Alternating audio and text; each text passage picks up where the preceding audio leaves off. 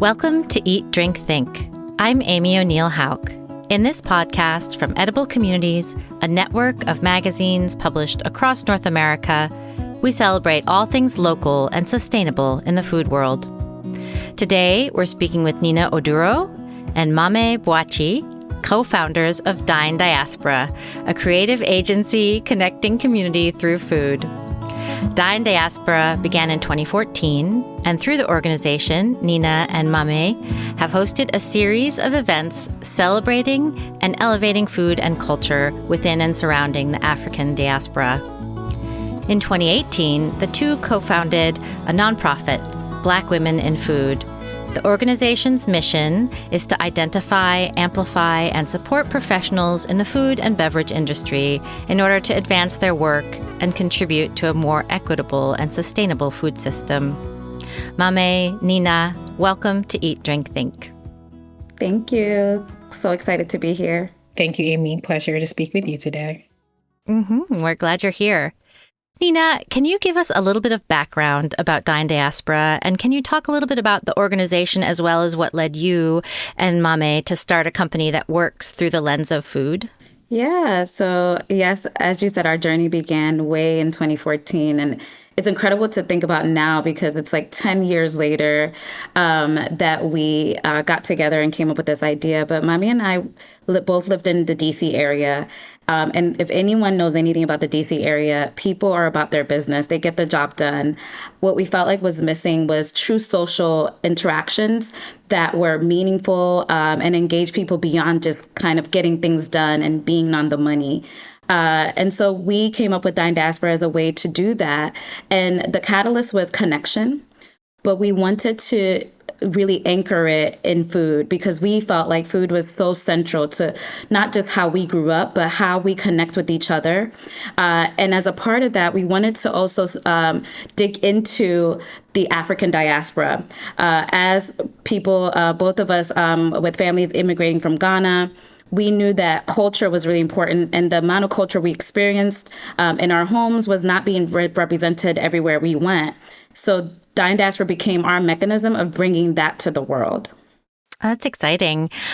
And do you want to give a little more information about that background, about your growing up and your transition to being in DC, and tell me a little bit more about that? Yeah, so I'm Ghanaian American. I actually immigrated to the U.S. when I was 7 years old and grew up in the D.C. area. And that sort of culture, Ghanaian culture, was always in my home. And so growing up, I had such an eclectic group of friends, people from all over the world, which is very lucky because the DC area is just so diverse.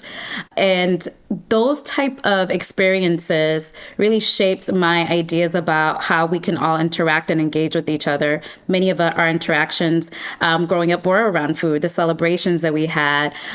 Even when there wasn't a celebration, there was always some sort of food connection. And so coming into Dine Diaspora as an idea, that was a very strong hold on my own journey. And I connected to Mame on that same very thing. Mame, you want to tell a little bit about how you came to us? Yeah. So Nina and I, wow, it's been so many years, but Nina and I were also part of a similar organization that was focused on African diaspora women. And I actually met Nina in Ghana, West Africa, while I was putting on a program there, and Nina was working at that time. And we connected there during my event, and then kind of shared that when she was back in the US and in DC, we should reconnect. And so for me, as Nina shared, I'm also Ghanaian and have lived in the US as well as in London and parts of Europe. And so bringing that sort of perspective to the work that we do. And again, just the ability to just connect over food and connect with each other is just something that is core to humans. And it's something that we wanted to build off as we started Dine Diaspora. And of course, in the past 10 years, it has evolved in what we do in time, and also the services that we offer now too. And I think we can talk more about that a bit later. Yeah, actually, Mame, that's the perfect transition. Why don't you tell us a little bit about what Dine Diaspora does, and we'll get into some of the other connected organizations and fun things in a bit. But yeah. Yeah. So Dine Diaspora, and as we've evolved, is really an agency that helps to connect people and brands to African diaspora food culture, right? And how we do that is rooted in the services that we offer. And so whether that is events, designing campaigns, we really take a culturally informed lens to helping clients really advance their goals too as well. And so we've spent the last 10 years in the food and beverage industry. And coming into this, before we would always say like, we're kind of adjacent. But now we feel very rooted in saying that we are part of the food and beverage industry and this ecosystem, and have really nurtured relationships with some of the most notable talent in this industry, as well as up and coming talent, and have really understood the challenges and pain points of those working in the industry, as well as brands and companies looking to really elevate their campaigns and connect their goals to something that is rooted in food, and how food can be an elevator for that. Can you give us an example, maybe like what's an organization, what is there a need that you would have identified that like they're a perfect fit for us, and then who's the audience, and what that campaign might look like to sort of root us in something concrete? Yeah, absolutely. Nina, I think the example of working with the World Food Program might be a good one to share here. Yeah, definitely. That's a great one. So we recently, in the past year, have worked with the World Food Program on a digital campaign. It was a social media marketing campaign. And it was just perfectly aligned. What World Food Program does is really support areas that are in conflict around the world, right? They send their food packages to those conflict regions, and those basically nourish those communities at those times. Coming to us and us coming to them, and it was also through work that Meta has done with them, we came into synergy to really identify diaspora influencers to bring people that are from those countries living in America that could spread the message of the World Food Program's work, and also bring more young people, bring more diverse audiences to supporting their causes. We know that around the world, diaspora groups, which are people that basically live outside their countries of birth, origin, or descent in general, are the ones that carry that culture, carry that community. And so for World Food Program, it's important for them to connect with those communities. Well, why not use food? Food is also at the center of what they do.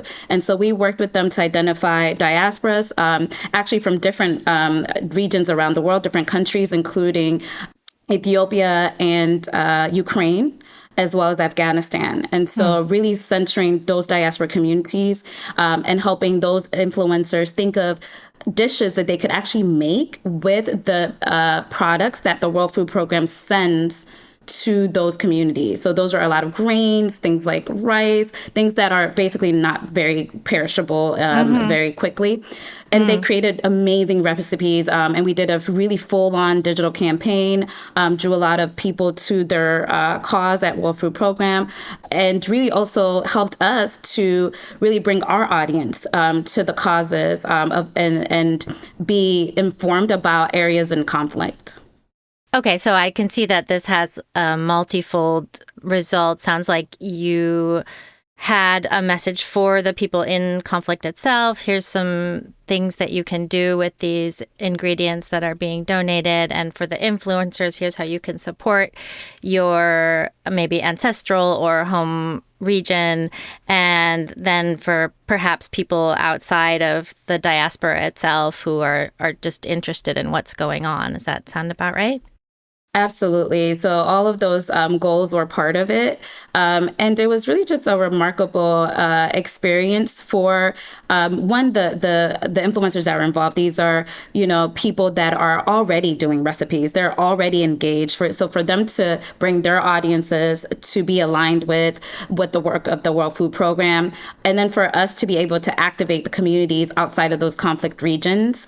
But at the core, you said it, right? many of these people are going through a whole lot when they're in conflict, or at least they're affected by conflict, right? Not even the perpetrators or the actors in the conflict, and yet they have to really suffer the consequences.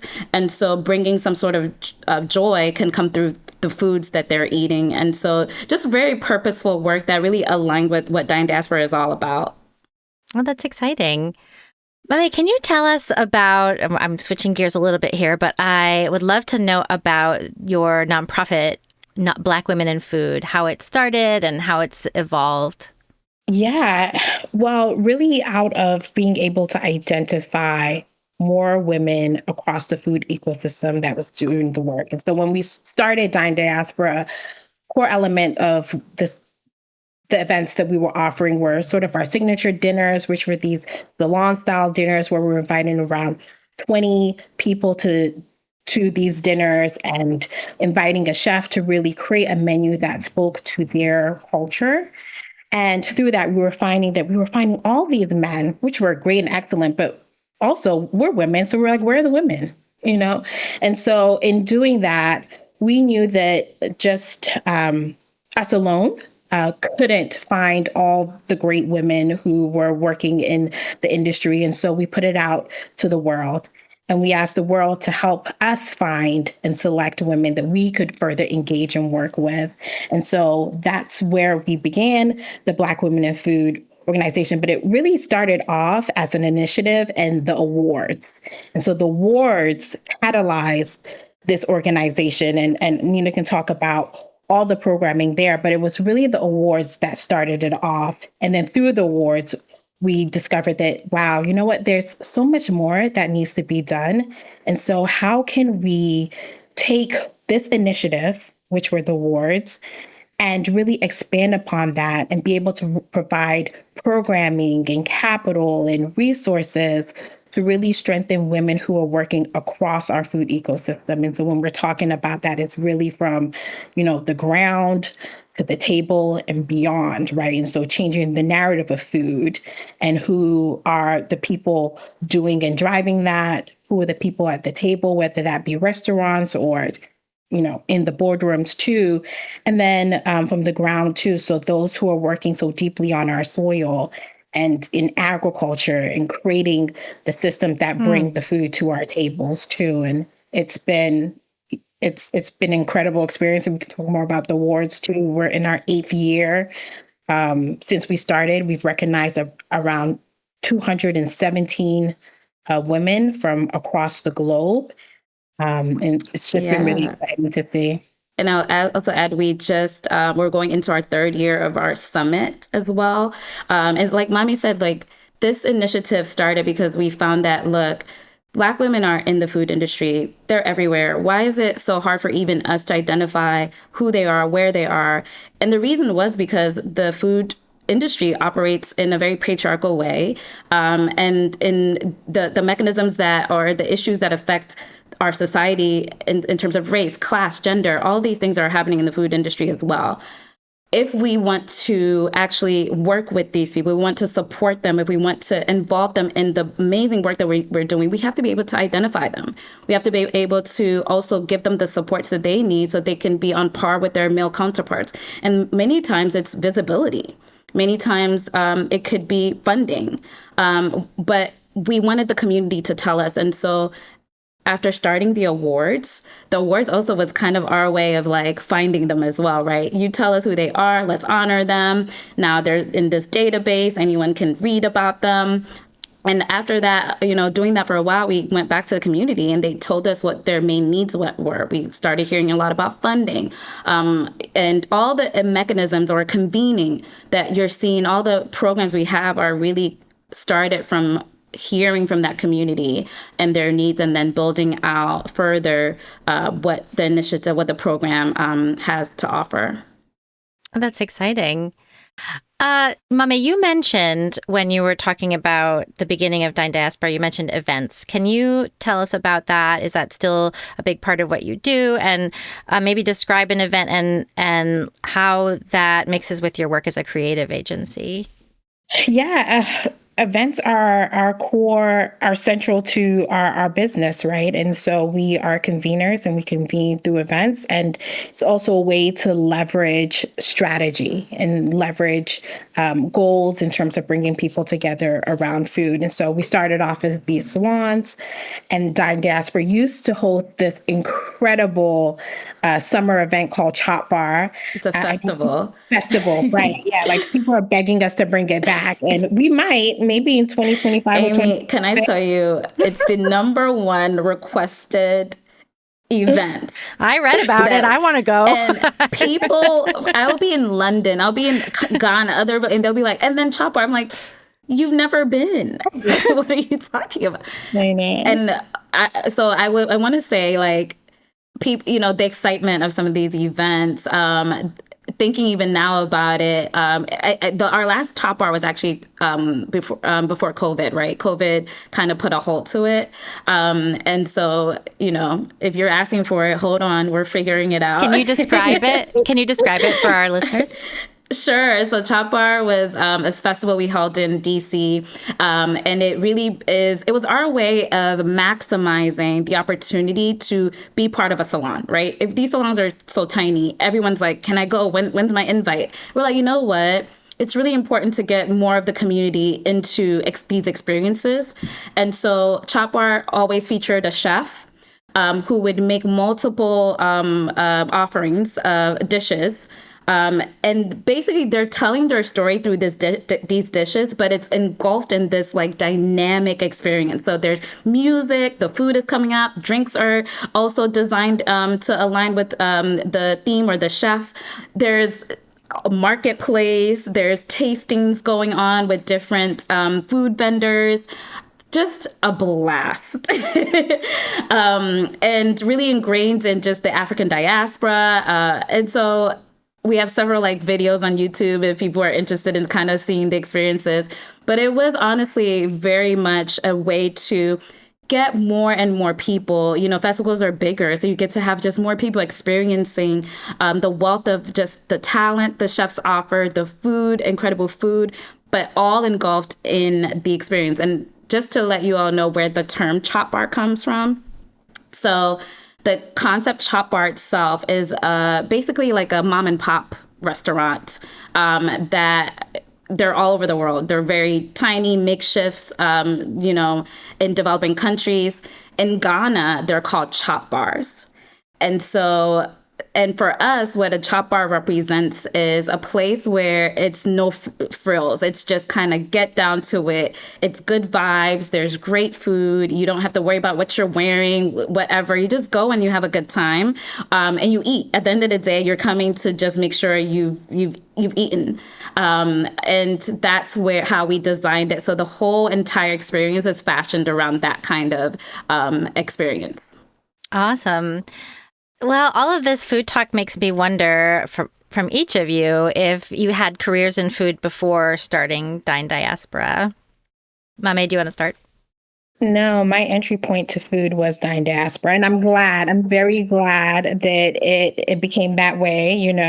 I'm very happy for my title be Chief Taste Tester. I mean, who doesn't want to go around tasting food? It's the perfect So that was actually Mame's literal title. So when we would do events with chefs, Mame would go visit the chefs and do all the tastings.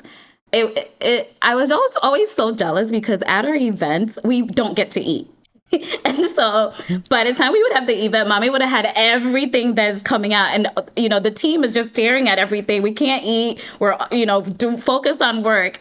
And we have to take the scraps at the end. But Mame, as the chief taste tester, she would just be the eater of all.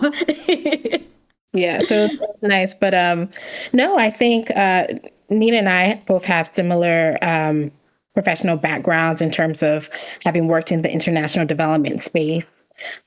Me coming from more of a governance and rule of law type of space, and Nina in terms of leadership and development there. And so I think it's grounded in more so too cultural curiosity right? And I think some of the through lines of that you will see in what we do as well. You'll see the through lines of what, Nina does in terms of leadership, also in the programs and what we do. When we talk about the Black Women in Food Summit, right, which we're going into in our third year, a lot of that comes out too in terms of like narrative shifting, right? When you think about some of the work that, I've done, it's really reflecting of we may have certain perceptions of cultures or people or what capacity building should look like.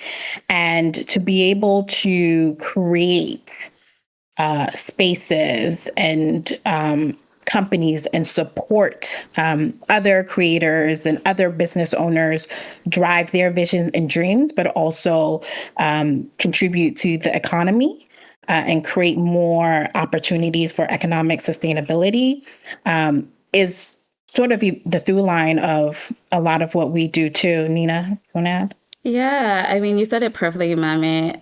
Not being coming into this from the culinary lens was at first an insecurity, to be honest. It was kind of like, these people are just so talented. Will they respect us? Are we invited to the table? Where do we fit? And eventually we found out, along the way that it was okay to bring our full selves and to be honest and open and know that our biggest strength is that we're not in the industry. But that took time. It wasn't, it took a while for us to really sit in and say, it's okay. Like we're not from the industry. Our asset is to see it from the outside. And I think oftentimes that is a hard area because a lot of people don't see the real food industry from the outside. Many people enjoy and go, but we took time to really see it from the outside. And a lot of that learning came from talking to people, asking them, what do you need? What is essential? Food is not just an enjoyment, right? And if we're going to work in this industry, how do we support it in a way that brings all of our skill sets? And so a lot of the initiatives that your mommy is talking about, I bring my lens of learning and development, curriculum building, programming, design of programs. And a lot of that for me is like when you design things, it's about the people involved, but it's about those that are affected and it's about who's not in the room. Every single time that we are putting something on for diaspora or Black and women in food, those things are considered. Yeah, and it sounds like you've evolved over the decade, though, and you basically become much more involved in the food world, so much so that, Nina, you co-authored a cookbook this past year, right? Yeah, it's just as excited as if, it came out yesterday. Yeah, for sure. I co-authored The Contemporary African Kitchen alongside renowned chef Alexander Smalls, which was released earlier this year. And it features 33 contributors who are in the culinary world, chefs from all around the continent of Africa. This book is so important to me because it's so aligned with our work at Dine Diaspora, and it allowed us to pull from our network of chefs all over the continent to be a part of this really remarkable collection. They provided recipes, their stories, and working with them directly to create it was such a meaningful and impactful journey. And for me, it's a documentation that is long overdue. Documenting both traditional and innovative recipes from the African continent, and having it be available all over the world is really remarkable. So really, I couldn't even be more joyful about just having the opportunity to contribute my expertise from having worked in diaspora on such an incredible project. Do you see it as a starting point? I mean, it's an entire continent and it's one volume. Does it seem like it's something that you will continue to explore? Absolutely. We have to. So along the way, in our 10-year journey, we've done a number of mini publications, digital publications, mini recipe books. We've worked for clients where we've brought chefs to I think one of our favorite projects was working with the McBride Sisters Wine Company to have chefs, African diaspora chefs, pair wines with African foods, really, because that's not necessarily something that is well known. Like, when I eat jollof rice, what do I drink it with, or what's recommended? These are all sort of areas that I think have gaps. There's way more to come, right? And I don't see this as a starting point, really. I see it as an essential point, though, right? Because I think for me, we wouldn't have been able to do this without the contributors that have already been doing this work. They are phenomenal. Many of them have tremendous awards, tremendous accolades from within their countries and globally. And so what this book does is collect their contributions and amplifies it all over the world. The other thing that is happening at the same time is African music is very big right now. So Afro beats and all of these things we're at a moment where I think it's perfect. So in the book, I have an essay called African Food is a Movement. I see this period as a huge, huge driver of what we have yet to see. More restaurants around the world, more African foods on our shelves, African foods becoming household names, not having to, really seek out and dig deeply, but it being accessible to us on a daily basis. And that's not really how I grew up, right? So I think we're already seeing that this moment is necessary, and it is happening alongside so many other factors that will push us towards a time where these stories, foods, and people are more accessible to us. I'm going to ask you both about favorite foods from Ghana in a minute. So Nina and Mame too, you can chime in from the book. Is there a favorite dish that you didn't know about before you started working on it that you want to talk about? Oh my gosh, there's so many. Where do I start? One thing I would say is yes. So because the book has foods from all different regions of Africa, right? There's foods that I had not had or heard of, and including grains that I had not heard of or had before. One of the areas where I think, in a part of the book, where I think that has a lot of this is in the Southern African region. There's chefs from Zambia who use fish that we've never heard of. There's a kapenta fish, which is actually a fish that is indigenous to the waters there. And then there's a grain that they use there. There's just so many things that I was discovering, leaves and products, natural goods that are indigenous to these places, but make just delicious foods. And so I would definitely say all across the book, I found it myself, and I work in this field. And so I imagine many people are going to find things that they're not as familiar with. Luckily, they also offer some ideas about substitutes. But the core is it's about education. So if people are approaching the book, I would say, don't be scared. There isn't anything that's going to have you oh my gosh, I can't do this, or I don't have access to it. As the contributors have really made it very accessible. It's actually for the home cook. So I've been using it this holiday myself. That's awesome. I imagine there could be some tension between documenting how the dish actually is prepared when you have all of the ingredients you need, and then making it accessible in diaspora, or even to, people who have no familiarity with African cooking. Absolutely. And I think, one, like I said, it's approachable in so many ways, but it does also remain its integrity in the ingredients, making sure that people are aware of those ingredients. There aren't too many substitutions because today we find that anything can be ordered from anywhere.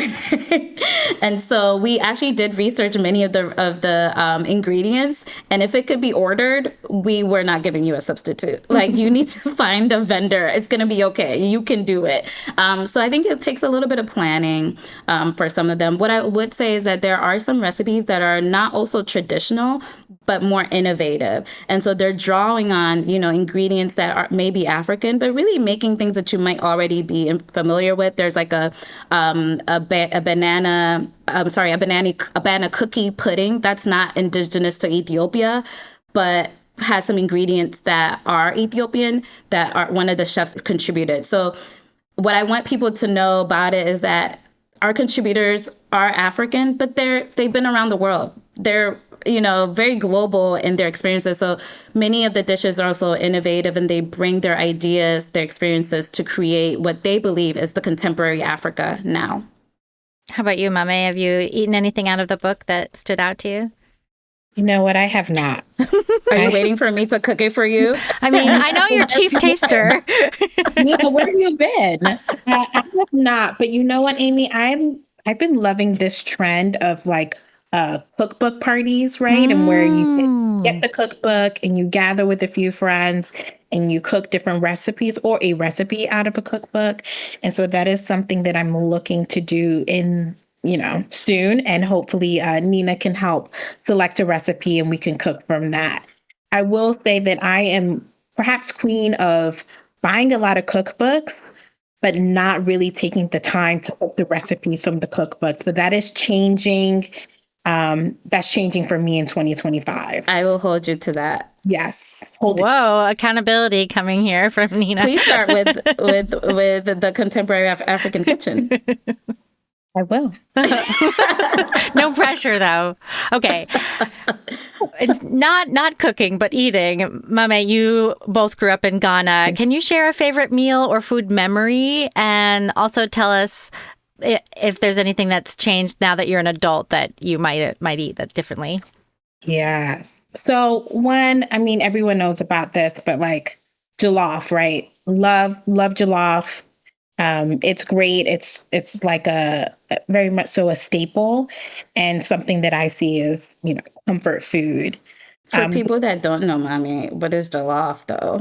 Jollof is rice cooked in a stew, in a tomato-based stew with a lot of seasonings. And if you do want to add a protein in there, animal-based protein, you can add that too as well. You can add vegetables to it. It's made in various ways. So across the West African continent and also, East Africa also does jollof, has their take on jollof rice. Everyone has like their different variations to it in terms of the type of rice grain that they may use. Some use parboiled, some use jasmine, some can use basmati rice. Some add butter to their jollof rice mix, but it's quite a staple and really, really nice to eat. I'm thinking back to something that I've really liked as a child, something called Eat.Drink.Think, which is basically like a peanut butter soup, sort of, and paired that with a rice ball. So you can kind of like cook rice till it's very, very soft and like mush it all together. And you basically take the ball of rice and you dip it into this really rich peanut tomato stewed sauce. And you can eat it that way. So the rice kind of becomes a dumpling, it sounds like. Exactly. That sounds amazing. Yes, it's so good. I definitely want to try that. What about you, Nina? Is there a childhood food that you still love to eat? So mine would be red. So Ghanaians call it red, but it's really fried ripe plantains with beans, black-eyed pea stew, which is cooked in a palm oil stew. And the red comes from the fact that when you put them together, it literally looks like one red thing with one red thing. So everyone knows red is this dish. I have loved it since I was a kid, and I still love it today. I can't get enough. And I was just like reflecting the other day because I made fried rice and I realized how big fried rice is in Ghana. And that was actually the first dish I learned how to make on my own. So I would like here in the States, I would be young, but I come back from home from school and I would be making my own fried rice. Like you couldn't tell me nothing. I've experimented in all types of things in my fried rice, probably almost killed people with my fried rice. But those are some of my favorite memories. So for those of us who haven't had much exposure to African cooking, what is there a spectrum between fried rice and jollof rice? And like, is jollof more, sounds like more stew? And like, do they connect at any point on that spectrum? No. Okay. Tell me a little more about that. Yeah. So being West Africans, we are big on rice, and being Ghanaian, we're even bigger on rice. And our rice of choice, just to let everyone know, is jasmine rice. Correct, Mame? Only jasmine. And so there's a lot of different types of rices. Of course, white rice, we're rolling it into a ball. We're doing all types of things with that. Then fried rice, right? So cooking it in oil, maybe adding some vegetables, some meats, spicing it up however you need it to be. Then our stewed rice, the jollof rice, right? The stew cooked in the rice comes out orange. If it's not orange, we don't want to talk to you. And then we have another rice called wache, which I want to add to this conversation. Wache, I haven't really seen it the way that Ghanaians do it, but it is a type of rice and beans. However, the way ours is cooked is with some sort of like leaves and things like that makes it really rich in color. That sort of bean color of black eyed peas really, really takes over the dish. But the way it's served is quite a party. There's everything in this dish. So you get the rice itself. It comes usually with shito, which is our spicy sauce that we eat with it. Then you can add a whole host of things, including spaghetti. Yes. Gari, which is a dried cassava. And some stew, some sort of like tomato stew. Am I missing anything? Oh, you could also add fried plantain. And you can't miss the egg. Oh, the egg, boiled egg. Because in Ghana, are you really eating if there's not a boiled egg on the side of your food? No. I feel that way myself, actually. You might be Ghanaian. Maybe. Come on over. Thanks. Well, that's awesome. I look forward to trying many of those things. So, okay, I want to swing back a little bit to Black women in food and ask you about the things that we teased about a little bit earlier, the two big events coming up for Black women in food this year, your 8th annual award ceremony in March and your 2nd annual Black Food Summit in April. So can you describe for me a little bit what the award ceremony is like, maybe name drop a few past winners or nominees, and then talk about the summit and how that's evolving. This is just going to be the 2nd, so that's exciting. What is that going to be like? You want to kick it off with the awards? Yeah, so our awards are actually digital. It's a digital campaign, and it starts now, right? So we just closed our nominations.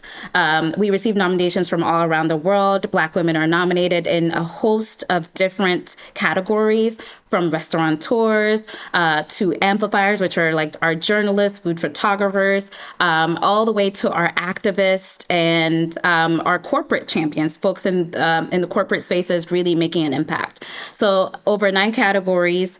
And from now to March, it's all being tallied up. The winners are rising to the top. And in March, during Women's History Month, is when the awardees are announced to the world. So there's a whole digital campaign that goes on at that time. We spend the whole entire month on all of our digital spaces amplifying them, telling their stories, bringing their voices into interviews, hearing their names. So you're going to hear all about them. And if you have any sort of like questions about who's ever won, it's on our website where you can actually see all the past winners. So you asked about some of the past winners. We've had anywhere from Carla Hall, who's TV personality, to Fawn Weaver, who is the founder of Uncle Nearest, to Jamila Robinson, who is the editor-in-chief of Bon Appetit. And I think you mentioned earlier when we were talking about it that these are not North American at all. This is a global the nominations can come from anywhere. Yeah, it's not just about the U.S. You're right. So this is global. We've had women from all over the world, the Caribbean, the Africa, Europe, everywhere. We haven't had Asia yet. Black girls in Asia come through. The reality is that, we live in a very global world. Black people live everywhere in the world. And for many places, the same thing is the truth, right? The same thing is going on where they're not being seen. And we found that by having the awards, we're able to help them amplify themselves wherever they are. And the fact that it is digital really enables that to be even further reach. So no matter where you are, you're coming to see these digital campaigns. You can connect with it, you can reshare it, but you can also always go back to read their narratives, to read all about them. And we really see it as a repository, a database of excellence that you can find also on our website all times of the year. Great. Well, and through the magic of pre-recording this podcast, people are going to be listening in February, so that you don't have to anticipate long before you guys start shouting about the winners. Get ready. Mame, do you want to talk about the summit? Yes. And so after we've had the fabulous awards and have them announced, we kick off with our Black Women in Food Summit. And we're in our third year based in Washington, D.C. And honestly, it's an amazing 2-day event where we're bringing leaders across the food industry to really to connect, to learn, and also tap into a number of resources to help them level up too as well. And so with that, some components of the summit include a pitch competition. And so if you are a food entrepreneur and you are looking to get more capital for your idea, but also be in a room with industry leaders and titans who can help interrogate the product you have. And that's a great place to be. We have a marketplace where, again, food entrepreneurs who have products can come, and creates an opportunity for just the community to really meet and get to know business owners and get to know their products, taste the products too, and buy their products.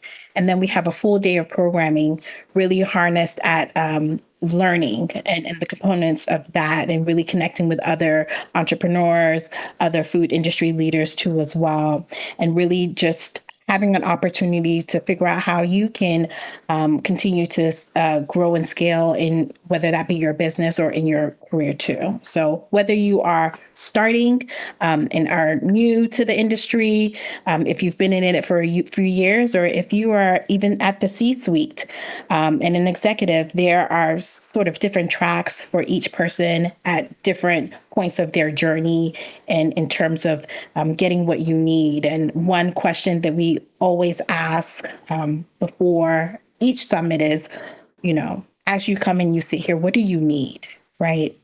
And we take you through a full day of trying to meet you at your point of need. And so when you leave the conference and at the end, can you address the question of, I've gotten what I've needed here, whether that's a full answer or a start of one. That's really important for us, and being able to extend that community too as well, post-summit, to continue to engage women across their journey. Yeah, and I would also add to that this summit really centers the needs of Black women and designed for them. Yet we know that this industry is large and vast and requires allies for them to thrive. And so we invite everyone to this summit and to be able to attend, to be able to support, but the programming really centers their needs. Oh, that's interesting. And how about people adjacent or outside of the industry? Is the marketplace open for community to attend? Absolutely. Everything is available for the community to attend. We've had women outside of the food industry really say, wow, like this programming touches just professionals. and really invested in just coming to like really absorb. So, you're having these amazing speakers talking about just, managing restaurants, managing, being leaders. How do you do that? How you navigate adversity, which is central to everyone in different spaces and across sectors. But at the end of the day, the community is invited, and there's aspects of the programming that really, I think, is inviting. The pitch competition, the community is truly invited to that, to come champion these women and their products, and really to take forward what they absorb and then continue to support them even after the summit. Great. Well, we mentioned before that you founded in 2014, so that means you've just celebrated your 10-year anniversary. Congratulations. And I know you had a bit of a celebration. Can you talk a little bit about how the organization is evolved and maybe what you're envisioning in the next few years? Absolutely. So 10 years, it's still remarkable that it just feels like yesterday that we started. And celebrating it was really remarkable just to even have a room full of all of these people that we've cultivated, right? So some of the chef talent, the community members, the Black women in food members as well.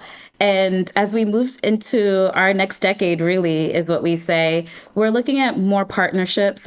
We've been building out our partnerships with government offices, and also expanding as far as the diaspora, getting more projects that enable us to be able to bring our expertise, our networks, our relationships, but also our design vision, focused on, sustainability as well, focused on diversity, focused on really bringing a full lens of what it means to integrate food in that lens, and catalyze people and energize people around that. For Black women in food, that means working with the right partners, working with the women that really champion this. We're getting ready to launch a few different mechanisms that will enable the women that are part of our community to connect with each other 24/7, whenever they want to, throughout the year, beyond the summit, beyond our social media. But also creating the partnerships that allow them to, at the different areas and levels in their career, to advance. So, what does that look like on our corporate partners to provide pathways for them to skills build and to enter the workforce in those, for those women? What does that look like for partnerships where we have our CPG founders, consumer packaged good founders, really connecting with the mentors and the funders that they need to thrive? So what does the next 10 years look like? It looks like doing more. We've done a lot, but there's just so much more to do. And I think for Mame and I, it's about our strategy. How do we strategically get to our goals with the right people? Mame, do you have anything to add to that? Yeah, I mean, Nina's said it quite well too. And just as we just think about the future of food and where food is going, I mean, this is something that every human being consumes and touches too. And we think about where we kind of sit right now in the food system and making sure that we can strengthen it. It takes everyone, and it's going to take everyone. And so as we also celebrate food and use it as a celebratory and marketing vehicle, there's also a lot of work that needs to be done in terms of policy and in terms of business strategy when we're looking at supply chains, that we want to be at the foundation of and driving this forward. And so we're very much so excited about the solutions that we can bring in terms of the partnerships that we can have with people when it comes to food. Well, that's great. I had this vision while you're both describing the future of Black women in food. It seems like I can imagine a not too distant future, and maybe it's already happening, where early participants in your programming grow into bigger, having bigger organizations where they then become the mentors and they become the people who are bringing new people in, and that's very exciting. Absolutely. Absolutely. And that's something that we've already seen, right? Like I said, Jamila Robinson was an awardee several years ago. she now, as the editor-in-chief of Bon Appetit, has contributed so much and continues to contribute so much to the community. And so, like you said, Amy, we only see that even being more magnified because the longer time that we continue to do this work, the women become even stronger and better and more accomplished in their own spaces, and they bring that to the community. Exciting. Well, we're definitely going to be paying attention in March to see the winners of the Black Women in Food Awards and keep our eye out for what's going on with the summit. Thank you both, Nina and Mame, for joining us at Eat, Drink, Think. Thank you. We've been speaking with Mame Boakye and Nina Oduro, co-founders of Dine Diaspora and Black Women in Food. Thank you for joining us today at Eat, Drink, Think. If you liked this episode, be sure to subscribe wherever you get your podcasts, and don't forget to pick up your local edible magazine. You can find show notes for today's episode at ediblecommunities.com.